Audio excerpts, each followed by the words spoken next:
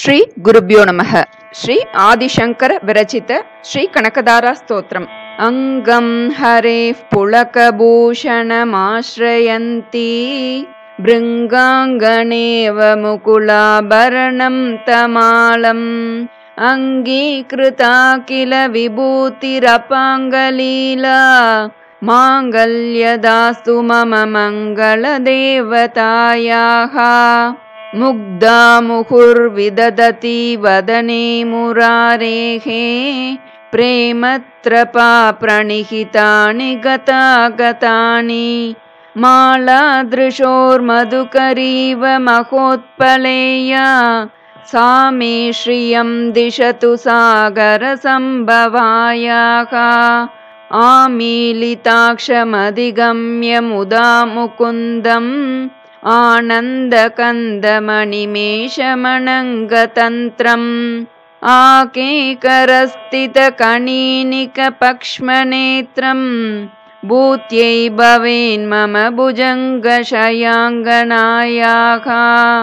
బాహ్వంతరే మధుజితశ్రితకౌస్తుభేయా హారావళీవ హరినీలమయీ విభాతి కామప్రదా భగవతోపి కటాక్షమాలా కళ్యాణమావహతు మే కమలాలయాయాః. కాళాంబుదాళి లలితోరసికైటభారేః దారాధరే స్ఫురతి yeah తడిదంగనేవ మాతుః సమస్తజగతాం మహనీయమూర్తిః భద్రాణి మే దిశతు భార్గవనందనాయాః. ప్రాప్తం పదం ప్రథమతః ఖలు యత్ప్రభావాత్ మాంగళ్యబాజి మధుమాతిని మన్మతేన మయ్యాపతేత్తదిహ మంతరమీక్షణార్ధం మందాళసంచమకరాలయ కన్యకాయాః.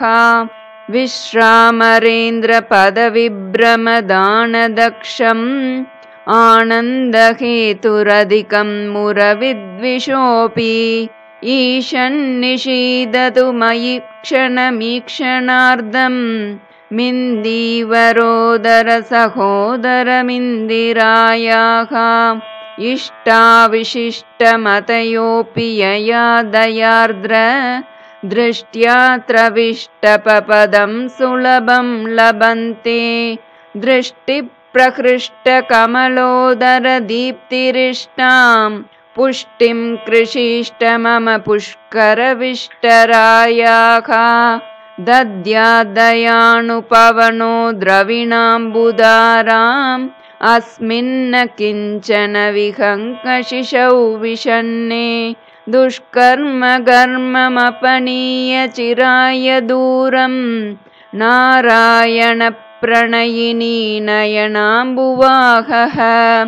గీర్దేవతేతి గరుడధ్వజ సుందరీతి శాకంబరీతి శశిశేఖరవల్లభేతి సృష్టిస్థితి ప్రళయకేళిషు సంస్థితాయై తస్యై నమస్త్రిభువనైకగురోస్తరుణ్యై. శ్రుత్యై నమోస్తు శుభకర్మ ఫలప్రసూత్యై రత్యై నమోస్తు రమణీయ గుణార్ణవాయై. శక్త్యై నమోస్తు శతపత్ర నికేతనాయై పుష్ట్యై నమోస్తు పురుషోత్తమ వల్లభాయై. నమోస్తు నాళీక నిబాణనాయై నమోస్తు దుగ్ధోదధి జన్మభూమ్యై. నమోస్తు సోమామృత సోదరాయై నమోస్తు నారాయణ వల్లభాయై. నమోస్తు హేమాంబుజ పీఠికాయై నమోస్తు భూమండలనాయికాయై. నమోస్తు దేవాదిదయాపరాయై నమోస్తు శార్ంగాయుధవల్లభాయై. నమోస్తు దేవ్యై భృగునందనాయై నమోస్తు విష్ణోరురసిస్థితాయై. నమోస్తు లక్ష్మ్యై కమలాలయాయై नमोऽस्तु दामोदरवल्लभायै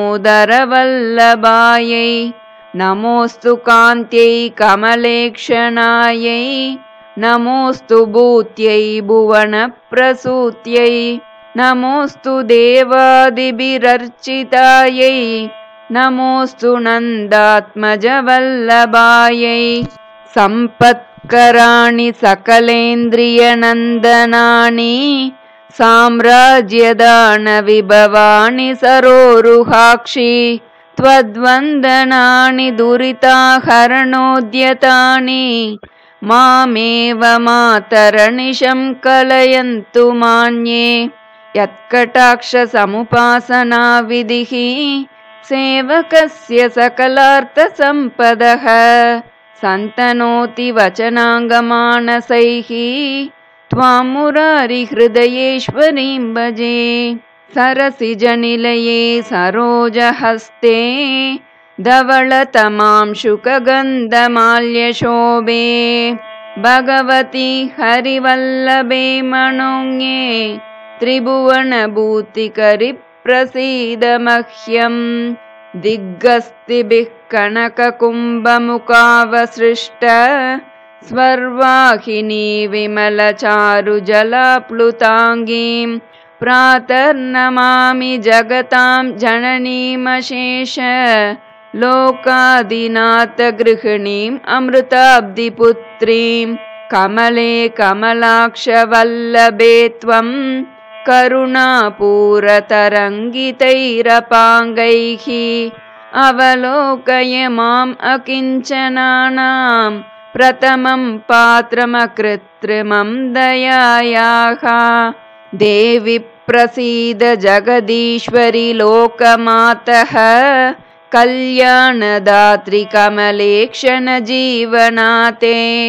दारिद्र्यभीतिहृदयं चरणाहतं माम् आलोकय प्रतिदिनं सदयैरपाङ्गैः स्तुवन्ति ये स्तुतिभिरमीभिरन्वहं त्रयीमयीं त्रिभुवनमातरं रमां गुणादिका गुरुतरभाग्यभागिनः भवन्ति ते भुवि बुधभाविताशयाः इति श्रीमच्छङ्कराचार्यकृतं श्रीकनकदारास्तोत्रं सम्पूर्णम्।